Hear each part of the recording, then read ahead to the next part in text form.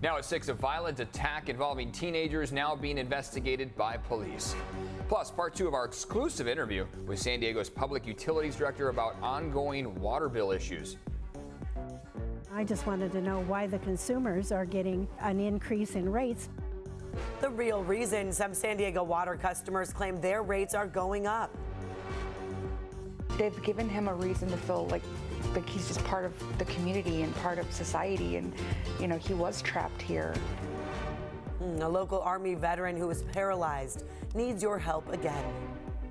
Temperatures continue to cool down across San Diego County, but for the weekend, we're seeing the possibility of a few showers, maybe even some thunderstorms over the mountains. We'll talk in detail about what to expect for the weekend and next week. It's 6 a.m. on Friday, September 1st, and you're up with CBS 8.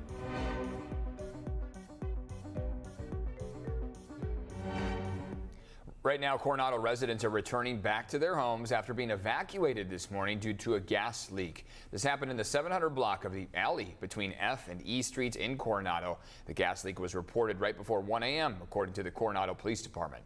Residents were evacuated to Coronado High School. The leak was repaired around 2 a.m. Construction, however, will resume in that area. Boy, it's one of the busiest travel weekends of the year, so if you're hitting the road today, expect some traffic. Thanks for being here at 6 a.m. on this Friday. I'm Eric Connert. And I'm Neda Irampur. You certainly will not be alone. Today also marks the start of the California Highway Patrol's Labor Day DUI maximum enforcement period. CBS 8's Chris Crow live in Normal Heights now. You have a view of the freeways there. What can we expect out there this morning? I can tell you what, things are moving pretty good right now, but what we're being told is that by 11 a.m., that could be a much different picture. So if you've got a chance to leave now to whatever destination you'll be enjoying, Las Vegas, as well as other several different cities that are going to be expected to be busy, well, now might be the time. In fact, AAA tells us that it's about a 10-hour period that's expected to be busy today. From 11 a.m. to 9 p.m. could be bumper to bumper. So when will we see minimal traffic? Well, obviously before 11 a.m. today, but then tomorrow after 6 p.m. So basically the entire day tomorrow, they're expecting that roads are going to be extremely busy. And then for your return trip, maybe on Monday after 7 p.m. So soak up whatever it is that you can during your vacation, your new location. Try to get that all in and then leave a little bit later on in the day. Now, as for what's going to be going on here locally, San Diego expect to see a lot more CHP patrols going around. They're going to be looking for drunk or high drivers on our roads, trying to make sure that they enforce this maximum enforcement period. That's going to start 6 p.m. today all the way up until Monday. So they are going to be looking for anyone who is high or drunk. They're also going to be looking for those who are speeding and distracted. In fact, they told us that at this time last year across the entire state, more than 900 arrests were made for DUI and nearly 5,700 speeding tickets were given out. So just a good reminder here, folks, be safe when on the roads. It doesn't even have to be, trying to find a sober driver or it's all about partying. It's also just about if you're just driving, make sure you're going the speed limit, make sure that you're not distracted. If you are going to be going out and having a good time, take an Uber there. Don't even be tempted to take your own car back. Take an Uber or a Lyft to whatever location your party's going to be at. Eric and Neda. Yeah, good advice there. Thank you for that, Chris. This morning, San Diego's average gas price, $5.37 for a gallon of regular. It is going to be an expensive drive for you. We were paying $5.22 at this time last year. Life is not going to be the same without her. This morning we are hearing from the sister of a woman who died in a wrong-way crash on Sunday. 32-year-old Yanira Rodriguez was driving home with her 13-year-old daughter. They were on the 15 just south of Arrow Drive when CHP says a drunk driver hit her head on. Yanira was killed. Her daughter survived. Yanira's sister says she was a bright light in the world. She was a phenomenal mom. She was a phenomenal friend. She was an amazing sister. She was a social worker. She volunteered her time at refugee migrant camps in Tijuana. She fed the homeless.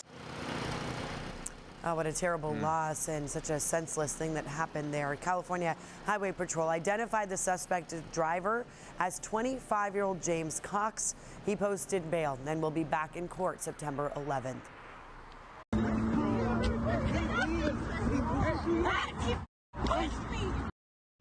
This morning, at least 2 teens are facing possible charges after attacking a 64-year-old bus driver. This happened near San Pasqual High School on Tuesday, according to Escondido police. It started when the driver asked the students to settle down after arguing inside the bus. He reportedly then pulled over, threatened to call police, and then tried to stop the students from getting off. Well, the students proceeded to get off, and that's when police say the driver pushed one of the students. The situation escalated when one of the students began punching and then knocking him to the ground. The driver told authorities he was not hurt. And in a statement to CBS 8, one of the students says she's, quote, sorry for the actions I was involved in and the pain and turmoil I caused to everyone involved. Police will be sending their findings to the Juvenile District Attorney's Office for a review of charges. And now this morning we have more from our exclusive interview with San Diego's Public Utilities Director as he addresses and apologizes for billing issues that have impacted thousands of customers. Here at CBS 8, we have spent months investigating this issue. We're working for you to get answers. Shannon Handy now with more on what customers can expect moving forward. We have worked tirelessly to figure out why your bills aren't being sent on time and why it's taken years to fix a problem. I asked Juan Guerrero those questions and more. Ultimately, he apologized and says the issue will be resolved in September. Well, it's a large bill, $16,000. It's a story we've been covering for months. I just didn't notice that I wasn't getting my water bill. What did it add up to?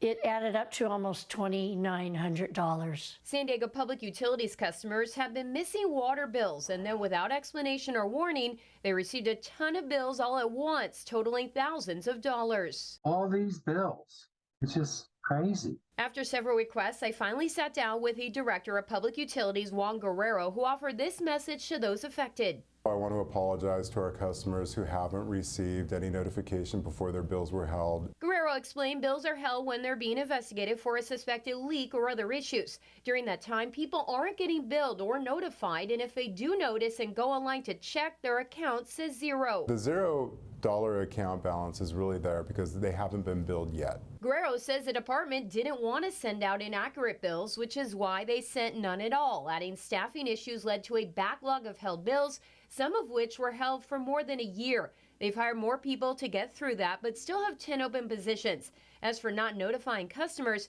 he says their outdated IT system is undergoing a complete overhaul, which has prohibited them from sending out automatic alerts. He says a fix is coming in September when letters will start getting mailed out to customers impacted. I question why they couldn't notify customers using other tactics in the meantime. I'm not an IT person, but I would think to put just something on the front page of your home screen to say, if you haven't received a bill, it could be because of this, would be an easy fix. Yeah, I think that would be an easy fix, and I think it's a really good suggestion. I also asked Guerrero why it's taken so long to address this problem, which was highlighted in this audit dating back to 2018. The audit looked at ways the department could improve and listed 10 recommendations, notifying customers as one of them.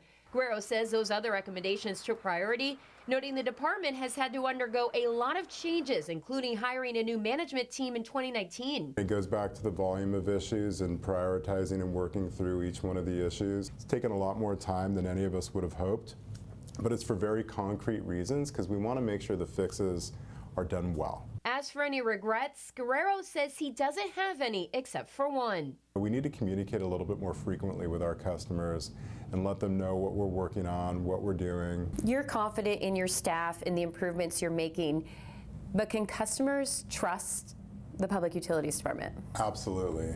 And our work doesn't end here. We will check back and make sure this issue is resolved in September. The city's auditor is also scheduled to get an update on their progress next month. In addition to that, we've reached out to your city leaders to ensure they're paying attention. Meanwhile, customers impacted can go on payment plans to get their bills resolved. Working for you, I'm Shanna Handy for CBS 8. All right, well, here at CBS 8, we want to help solve problems that are affecting you. So if there's something you want us to look into, email us at workingforyou@cbs8.com. I love when we offer up suggestions and people are like, yeah, that would have been a good idea for us to do. Something to consider. And that's why we do it, right? Yeah. We have so many viewers at home who reach out to us and say, this is what we're dealing with. And so it's good to be able to bring those questions to the people people who have answers. Yeah, well, you answered our question of this heat here yesterday because you were saying it was going to be cool, and we opened the windows, and sure enough, that cool air came in last night. And it's going to get cooler and cooler as the days go on through the weekend. So if it hasn't been enough cooling for you, don't worry, we've got more on the way. Live look outside, a little bit of a gray start to the day. Clouds are not quite as low down to the ground as they were yesterday, but we do have some issues related to visibility. Ramona, Miramar down to 6 miles, Brownfield 5 miles. So not the less than half a mile that we were dealing with yesterday. However, it is still another morning where low clouds are impacting the start of the day.